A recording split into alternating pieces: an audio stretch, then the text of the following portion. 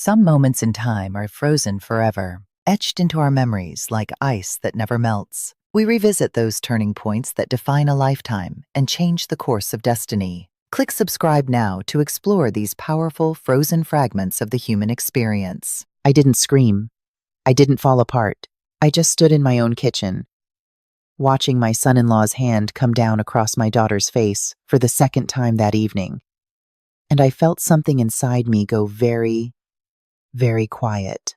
Not the quiet of fear, the quiet of decision. My name is not important. What is important is that I am 63 years old. I built something from nothing, and I spent the last 4 years watching the man my daughter married slowly take everything from her confidence, her voice, her connection to me, one calculated move at a time. What is important is that I am done being quiet about it. So let me tell you what happened. All of it. I raised my daughter, Renee, alone from the time she was 9 years old. Her father passed from a heart attack in the spring of 1999.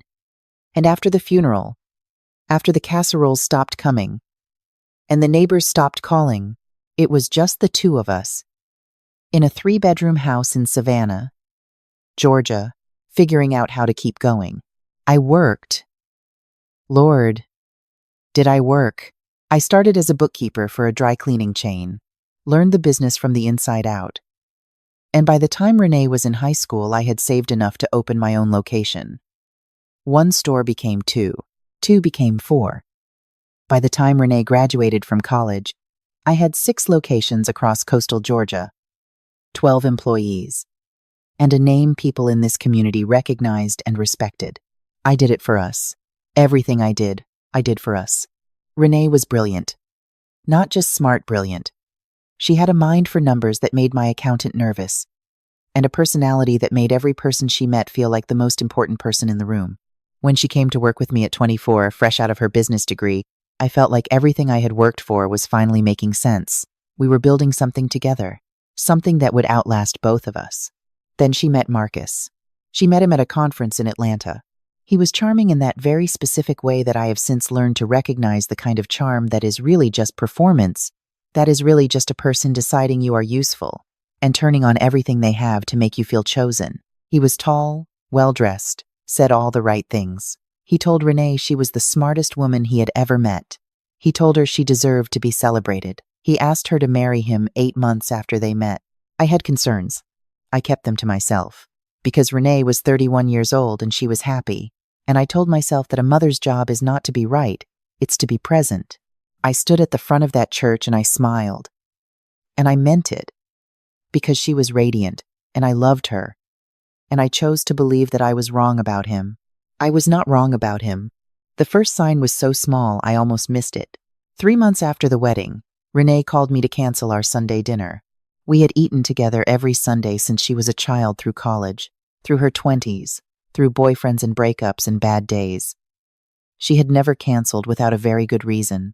I asked if everything was okay. She said yes. She was just tired.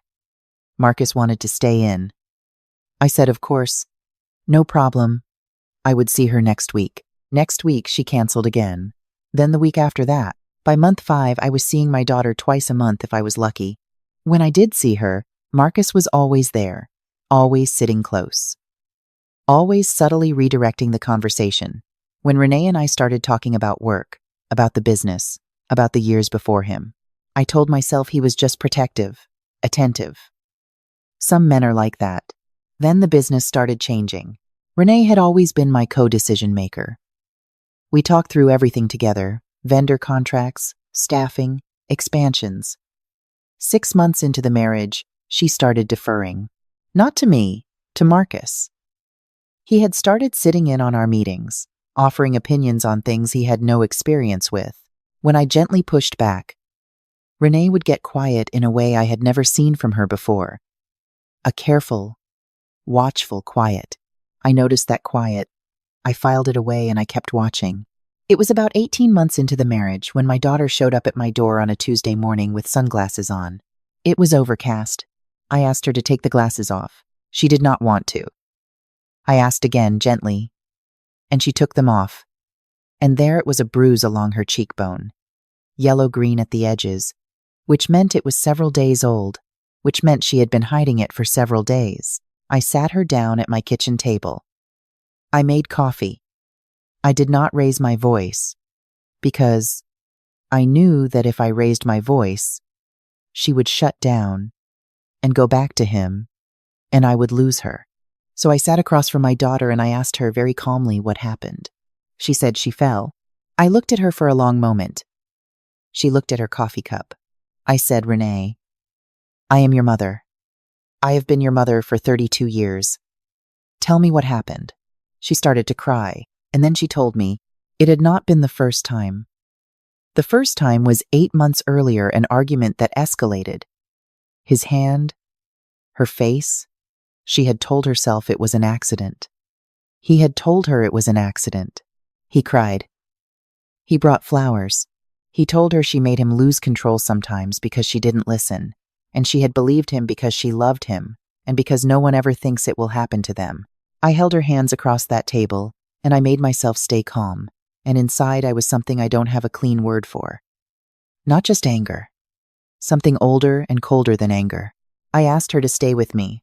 She said she needed to think about it. She went home. I did not sleep that night, or the night after. Over the next several months, I watched my daughter move back and forth between clarity and denial in a way that broke something in me that I am not sure has fully healed. She would come to me. She would say she was ready to leave. Then he would call, and she would go back. Then there would be another incident, a shove, a slap, once a set of keys thrown at her head that left a cut above her ear. She told her hairdresser was from a cabinet door, and she would come back to me again. I want to say something here to anyone watching who has been in this situation or loves someone who has. I do not judge my daughter. I do not judge any woman who has stayed.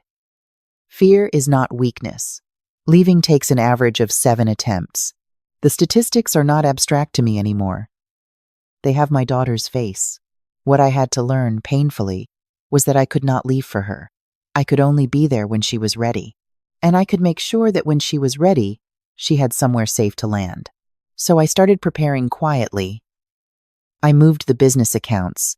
I consulted a lawyer, a woman named Patricia, who had been practicing family law in Savannah for 25 years, and who did not flinch at anything I told her. I documented everything I could. Every photo Renee showed me, every date, every description, written down in a notebook I kept in my car. I also quietly began the process of restructuring the ownership of the business. See, when Renee and Marcus married, I had been in the process of transferring a 30% stake in the business to Renee as a gift. It was something I had always planned her inheritance, early, so she could benefit from it while I was still around to see it. The paperwork had been drafted, but not finalized. Marcus knew about this transfer. He had, in the months since the wedding, made several suggestions about how that stake should be managed. He had suggested that since he had a background in finance, he was a mid-level analyst at a regional bank, which he described as significantly more impressive than it was he should be named as a co-manager of Renee's shares. I had smiled and said I would think about it. I thought about it.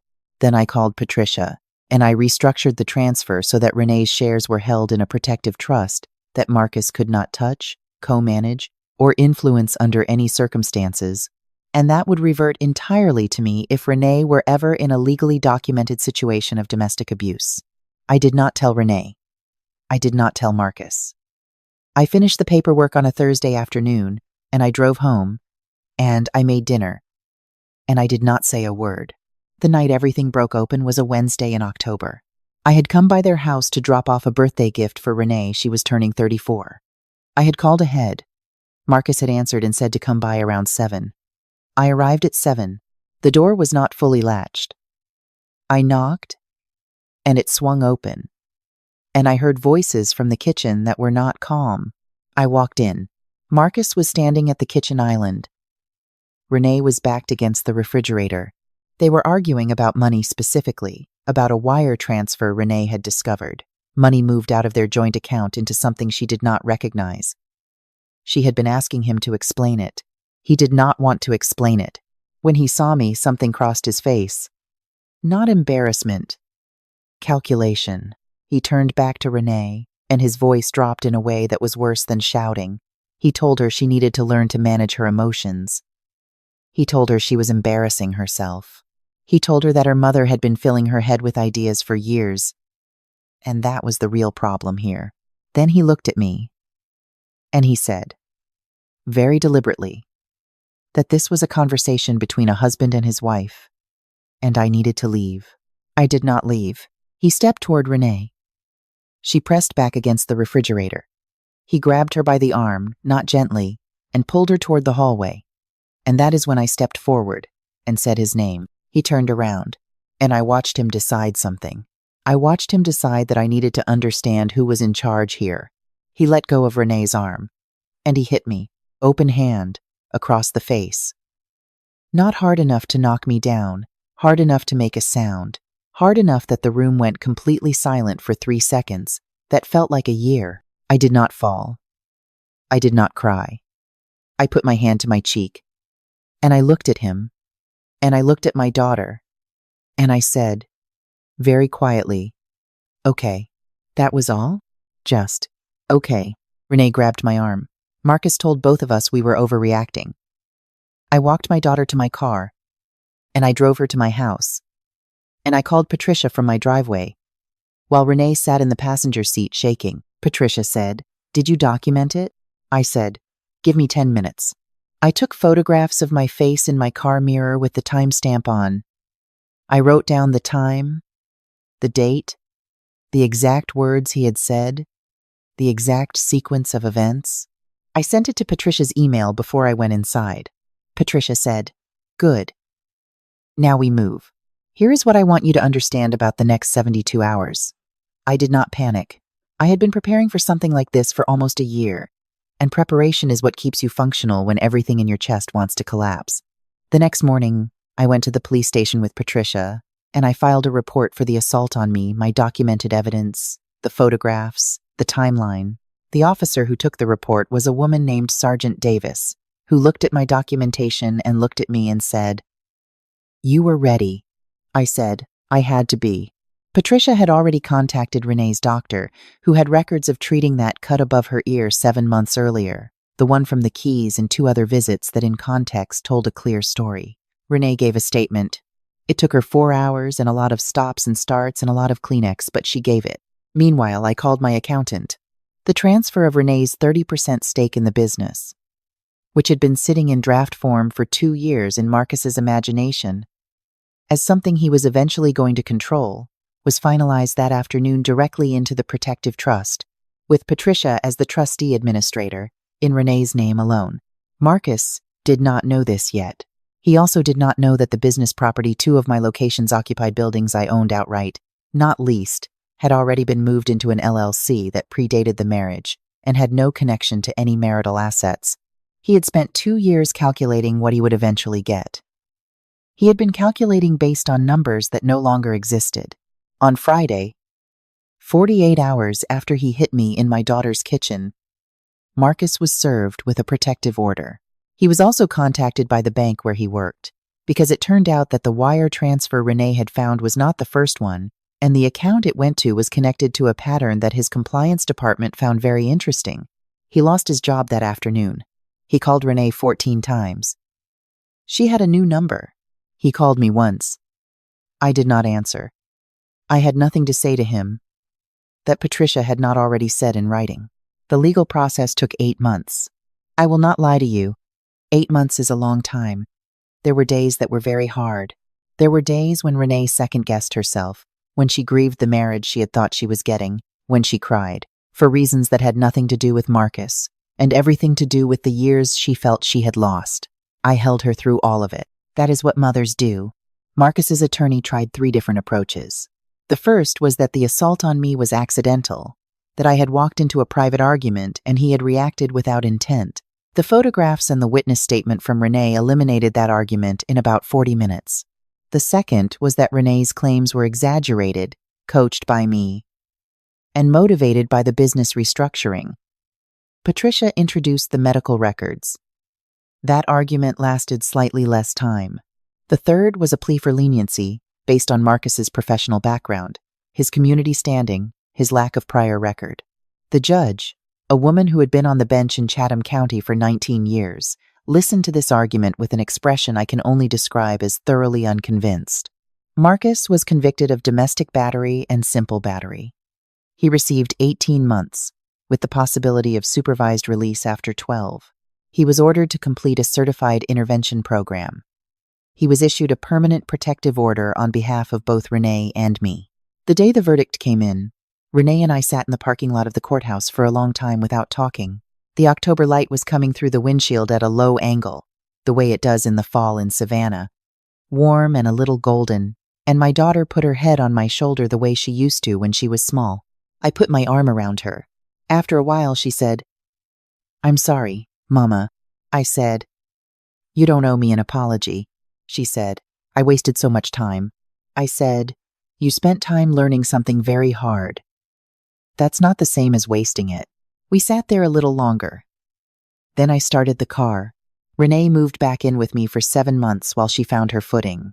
She is 35 now, and she is living in her own place 20 minutes from me, a house she chose herself, with a back porch she has filled with plants that she tends with the same focused attention she brings to everything she loves. She comes to Sunday dinner every week. She has not missed one. She is back working in the business full-time. The 30% stake is hers outright now. The trust dissolved cleanly once the legal proceedings concluded. Last quarter, she renegotiated our supplier contracts and saved us nearly $40,000. My accountant is still a little nervous around her. I have been asked whether I regret anything, whether there is something I would have done differently, something I would have said to my younger self when Renee walked down that aisle and I stood there smiling with my concerns neatly folded and put away. I have thought about this carefully. I think I would tell myself this: you cannot love someone into safety. You cannot make yourself smaller and quieter in hopes that a dangerous person will decide to be less dangerous. What you can do, what I did, eventually, is prepare. Document. Build the infrastructure of escape before the emergency arrives. Know your lawyer's number by heart. Keep your own accounts. Make sure that what you built cannot be taken from you by someone who decided it was his before he ever earned a single piece of it. And stay. Not complicit, not silent but present. Be the person your daughter can come back to. Be the soft place that exists outside the war zone, so that when she is finally ready to leave it, she knows exactly where to go. I have a photograph on my kitchen windowsill. It is from last Thanksgiving, Renee and I standing in the backyard, both of us squinting a little against the afternoon sun, both of us laughing at something my neighbor's dog was doing in the yard next door. We are not posed. We are not performing anything. We are just two women standing in the light, together. That photograph cost me 4 years of fear, and 8 months of legal proceedings and more sleepless nights than I have the energy to count. It is the most valuable thing I own. If you are watching this and you recognize any part of this story, any part of it, even the small early parts that seem too minor to name, please hear me when I say, you are not overreacting, you are not imagining it, and you do not have to wait until a hand comes across your face in your own kitchen before you decide that you are worth protecting. You are worth protecting right now, exactly as you are, before anything else happens. I am 63 years old, and I know this to be true. The moment you stop asking permission to protect yourself is the moment everything begins to change. Take care of yourselves, take care of each other. And if there is someone in your life who needs to hear this today, please share this with them. You never know whose kitchen table they are sitting at right now, trying to decide if what is happening to them is real. It is real. And they deserve to know they are not alone. End of you.